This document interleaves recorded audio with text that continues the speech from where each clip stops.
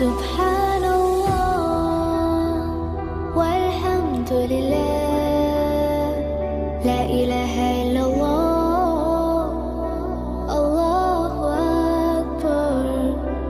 بسم اللہ الرحمن الرحیم۔ السلام علیکم۔ زندہ انسانوں کو چاہیے کہ وہ مرے ہوئے انسانوں کے لیے دعائیں مغفرت کریں۔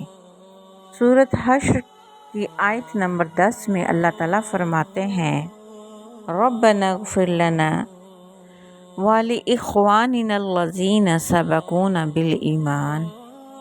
جو لوگ ایمان کی حالت میں اس دنیا سے چلے گئے ہیں، اے اللہ ان کو بخش دے۔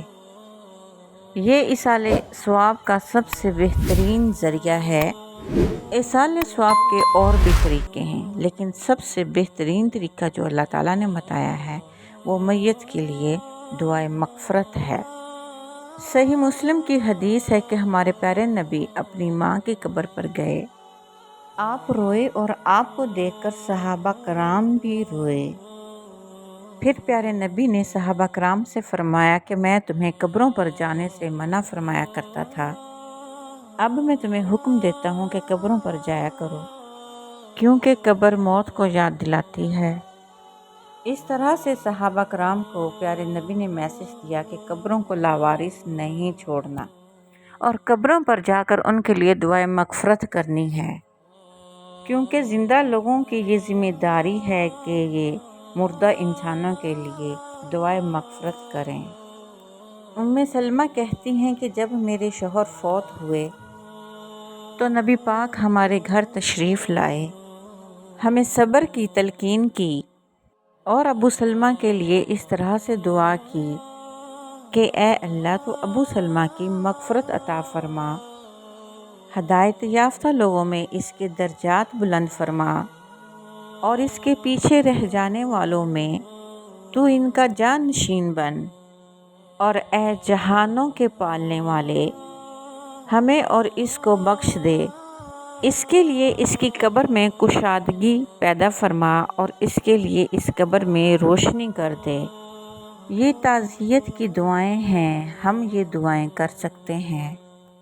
ایک بوڑھی عورت جو مسجد کی صفائی کیا کرتی تھی، جب وہ فوت ہو گئی، صحابہ کرام نے پیارے نبی صلی اللہ علیہ وسلم کو نہیں بتایا اور جنازہ پڑھ کر اسے دفنا دیا۔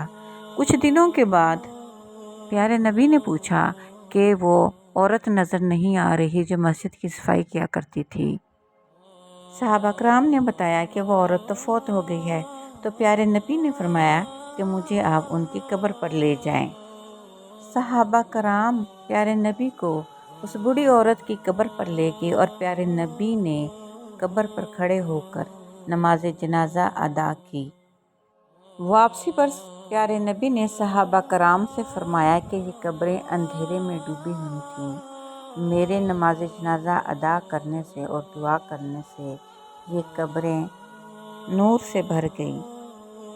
ہمیں مرنے والوں کے لیے میت کی صورت میں دعا کرنی ہے، جنازے کی صورت میں دعا کرنی ہے، اس کی قبر پر جا کر دعائیں مغفرت کرنی ہے، اور اپنی نمازوں میں بھی میت کے لیے دعا کرنی چاہیے۔ اس سے ہمیں یہ پتہ چلتا ہے کہ زندہ انسانوں کا یہ فرض ہے کہ وہ مردہ انسانوں کے لیے دعائیں مغفرت کریں۔